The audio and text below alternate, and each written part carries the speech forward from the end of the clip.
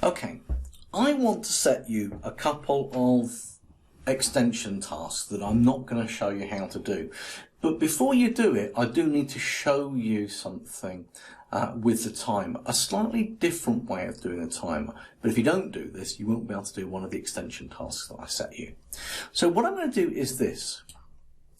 I'm going to do that.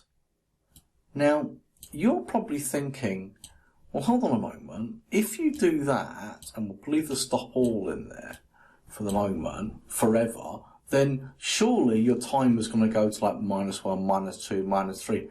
How do you know when it should stop? Well, the answer is that I want to say if timer is equal to 0, then stop. So how do I do that? Well, I'm going to show you this one. If, and I'm going to get something called an operator here, and I'm going to get this equals one. I'm going to drop it in there. And what I'm going to do is do this. I'm going to show you that it works first of all. I'm going to go to variables. I'm going to grab my timer and put it in there. And then put that there. And then I'm going to put that inside there. Now let's have a quick look at this code first of all, because I've a bit of a big jump here. What this now doing is when the green flag is clicked, set timer to 10. Forever, wait a second, not one off the timer. If the timer is equal to 0, then stop the game. So in fact, watch the timer, we won't whack a couple of beetles to going it. What will happen, it still will work. When it gets to 0 in a second, the game will stop.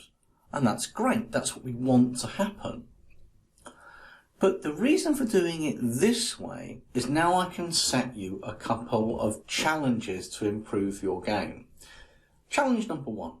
We've been whacking beetles, and apparently this is a good thing.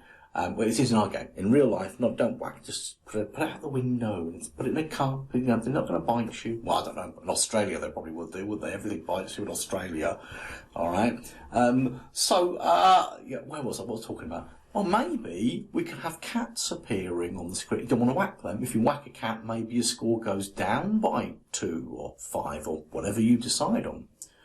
But maybe you could have something that appears that when you hit it, it gives you extra time.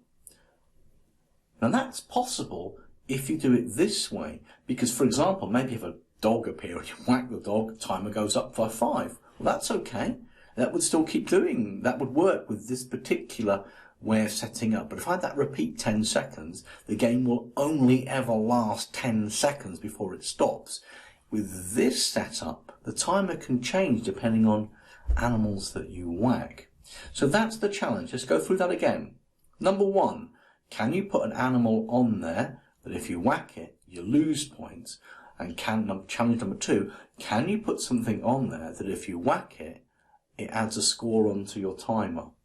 You probably don't want to have the one that adds score onto your time, adds onto your timer. You don't want to have that appearing very often, I don't think. Maybe it should only be on the screen for a very short period of time.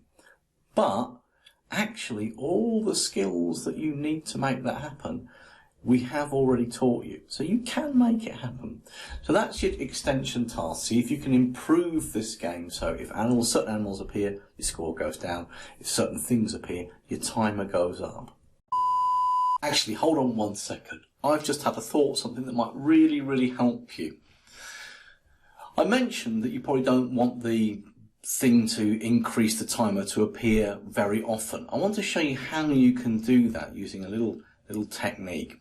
So I'm on the beetle now, and we know that if I whack the beetle with the hammer, then the beetle would appear somewhere else, because the command says if you touch the hammer, change the score by 1, hide, go to a random position and then show. But what about if I wanted the beetle to wait a bit before it appeared? So we know that in control we have this command that says wait 1 second. Now if I do this and put it there and press run, I whack the beetle, it waits a whole second before it reappears. Like so. Which is okay, but it means that I'm only ever going to, there we go, I scored 6 in my game. But what about if we wanted it to wait a random amount of time? Well, in fact, actually, there's an operator here that says pick random 1 to 10. and I'm going to put it in there. Now, watch what happens. Got the beetle. Now, it's picking a random number of seconds between 1 and 10, and it looks as though, oh, there we go, about 7 seconds, there we go. So, unfortunately, not a great game, because I've got to wait ages for the beetle to reappear.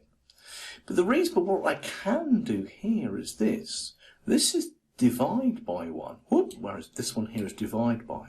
So if I pick random 1 to 10 in the first bit, and then I say divide by 10, what you will now find, if I put that in there, is this gives me like tenths of a second. So, where's my beetle? Oh no, I've completely forgotten to do something. This is a bit embarrassing. I'll have to go back to the other games. When my beetle was hidden, so I'm going to have to go to looks here. I forgot to show my beetle, down the bottom there, when we start the game. How embarrassing. Right, so there we go. And now, did you see? There's a bit of a delay, and sometimes it's quite quick coming back, and sometimes it's quite slow coming back. That was a slow one, I'll run out of time. Just to emphasise that again, that was quite a long delay there before the big, another long one. That was a quick one there. It was so quick that you didn't actually see it. But sometimes the beetle takes a long time to come back. Sometimes it takes a short time to come back, because it depends on, it's just randomly deciding how long it's going to come back. Now, I probably don't want that on the beetle. I always want the beetle to reappear instantly. But I could use that command on other animals or objects that I want to pop up to change the score negatively or to add stuff onto the timer. So that's something that you might want to consider, is that you can have this random element, and if you want just seconds, pick random 1 to 10, but if you want tenths of a second, you can actually put that in there, and then you get, say, instead of picking, say, 5, it would do 5 divided by 10, which is a half. Or if it picks 7, 7 divided by 10, which is 0.7 of a second. So that's what I would do. And use that command, but use it on 2 other objects to make them sort of randomly appear on the screen at different times.